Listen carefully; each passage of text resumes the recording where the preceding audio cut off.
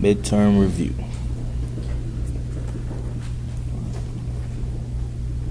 Okay, displacement of the engine.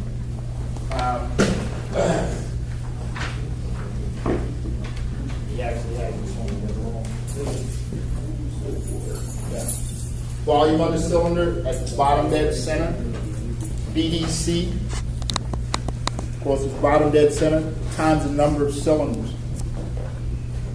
And that should be written another way. I don't know, yeah. But we're going to use it. Compression ratio.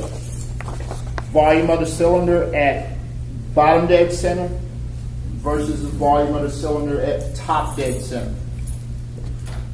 Okay. Remember, it's smaller at the top. When it's at the bottom, it's larger, it's full, so that's your compression ratio.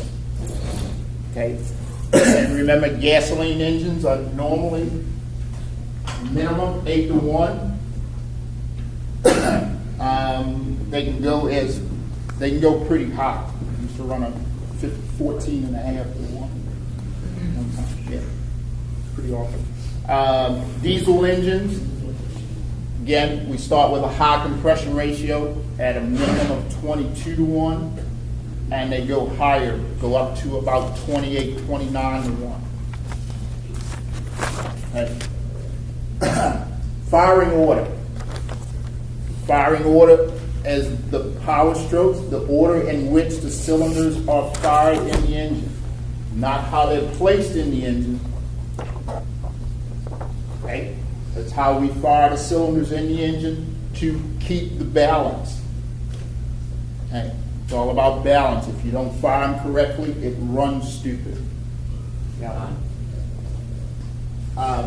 If this V8 engine here, the cylinders are laid out 1, 3, 5, 7, 2, 4, 6, 8.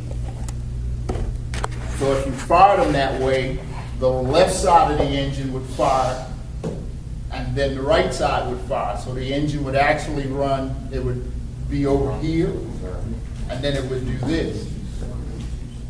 Okay? So that's why the firing order is 1, 8, 1, 8, 4, 3, 6, 5, 7, 2. Okay? Same thing on our engine. Our engine is 1, 3, 4, 2. Okay? It's an inline, so you try to fire them so that it stays even. Okay? So the firing order is not the order of the cylinders. It's the order of the firing of the cylinders. Okay? Where am I at? VIN number identification. Well, yeah, there's one thing I want to clarify here too. Is remember, gasoline engine is a SI engine or a spark ignition. The diesel engine. You okay? Yeah. You starting to look like you shaking and carrying. Why I keep moving? Can't tell if I'm shaking. Gasoline engine is a spark ignition. The diesel engine is a CI, compression ignition. So it uses compression, the heat from the compression process to ignite the fuel air. The glow plug is not the ignition source. Just helps with the heat in the winter. The glow plug heats up the surrounding metal. It gets it hot. So is that the source, the ignition source, or? No, the compression process itself is the source. Okay. Yes. Helps it warm it up. That's when it comes in. Well, it doesn't function. No, glow plug is usually never on. When you go to a diesel vehicle and you get in it to start it, if it's cold, you'll turn the key on. A light will come on that will say glow. And it may stay on for 30 seconds and then shut off. Then you can start it. What it does is heat up the surrounding metal to get it warm to help with that process. Remember, the air is cold. It's not very combustible. Okay, so it helps with the combustion process, but it is not the source of. They mainly use when it's cold outside, right? Yeah. Well, and even at that, it doesn't have to be cold. Okay. Some of them, most of them, yeah, if they sit overnight. I have a little 3-cylinder tractor. You know, you run it twice a week, so you had to glow it a little bit before you started it. So again, all it does is heat up. Some of them have what we call a pre-combustion chamber. It's a small chamber. The glow plug sits in there. It heats that little chamber up. The fuel is ignited into there. It hits that hot metal, and that ignites the fuel. Okay? So it is not the source of the ignition. Okay? VIN number, of course, 17 digits. Last 5 are a check digit. It's your information source. Number 10 is the year. Number 8 will give you a engine code. I totally forgot all this. Yeah, that's all I need. One is usually the manufacturer. No, one is the manufacturer. 2 is country of origin. Right. I thought one was country origin. One's country, I don't know. Ain't important to me. It's here. Take a picture of it. Look, see, I got a phone app that does that for me, all right? Get one, it works. I got 2. Right. Phone app, put it on there, click. Take everything. Most of the parts manufacturers now are giving you apps for theirs, and they'll give you all the part numbers and things like that. But of course, it's location, usually lower left of the windshield. It's visible through the windshield, and then on the door tag. Open the driver's door. There should be a tag on the door or on the B pillar at the base. And a lot nowadays, everybody's going to VIN numbers. You need the VIN numbers to order parts to get it correct. So, I have a question. yeah. So before 81, if you were getting parts for a car, how would you ask for By the car. Okay, and that depended. But I'm sorry, dependent on the type car.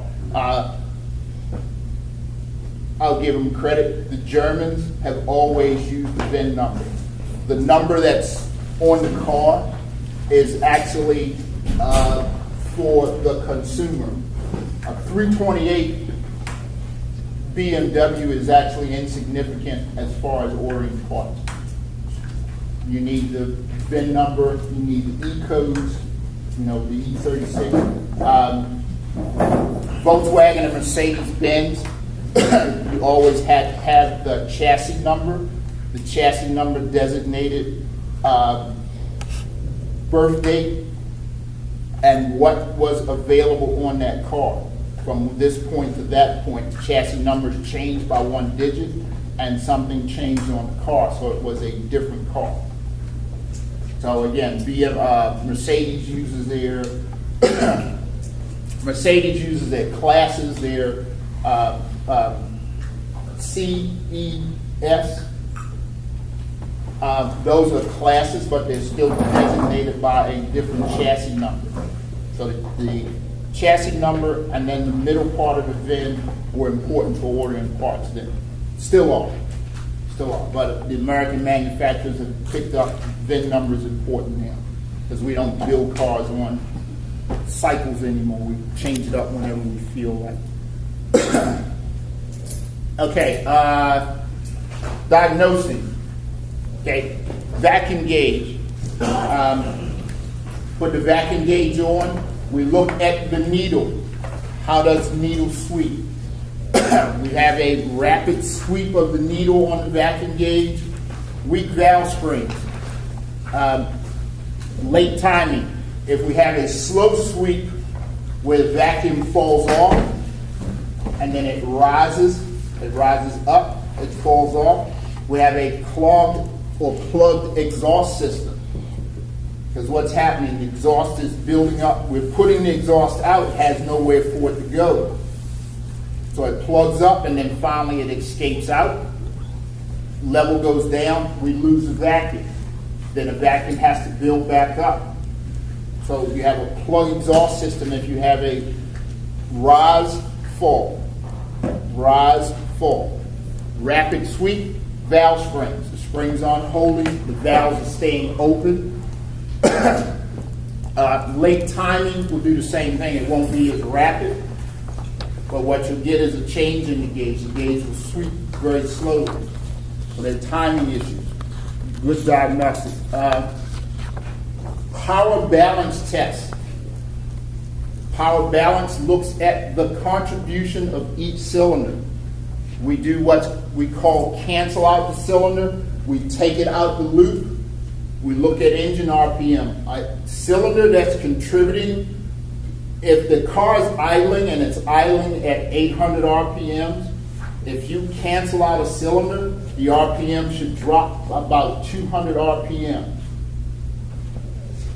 Okay? So every time you take a cylinder offline, you should get a drop in the RPM. The engine should actually shake. If you cancel out a cylinder and the RPM doesn't drop, that cylinder is not contributing to making any power. That's the source of the problem. Okay, now we have a misfire counter.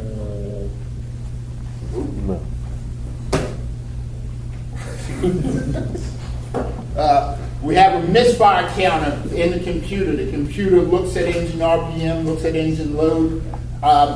It can see a misfire. It may take it a while to identify which cylinder it actually is. But if you're driving along and your check engine light starts to flash at you, that says that the engine has a misfire. Why is it flashing? Because we're putting fuel in that cylinder. It's not being used, and it's going into we're putting raw fuel into the catalytic converter. That will destroy the cat. If you ever want to see one glow, I guess I told you about cars catching on fire. Yeah, that's what happens to them. That light is blinking. It's blinking because it's telling you to turn the engine off. For the engine light? Yeah. Basically, when I had my misfire with my Volkswagen, and I kept driving, I probably wouldn't have done it. No. I was in John the other day on the joint, and it was in two, but she switched it back to regular drive thing while I still was in gas. When we hit the gas, and the engine light came on and the captain started jerking. Started down. That might be a transmission. I don't know. No, but we started off and turned back on and it started running fine. And the engine light ain't going on anymore. Don't know. That was What was up with that? No, that's another reason. That was a misrouting of the fuel line. Yeah, you can't run your fuel lines past the exhaust because it'll heat up and melt and catch on fire. So. Oh yeah, to make you Ford guys feel good, Corvettes are having problems with engines. We're destroying engines. Yeah. They found metal. When they brought them back in, they found metal in the oil filters. So somewhere in the casting process, there's an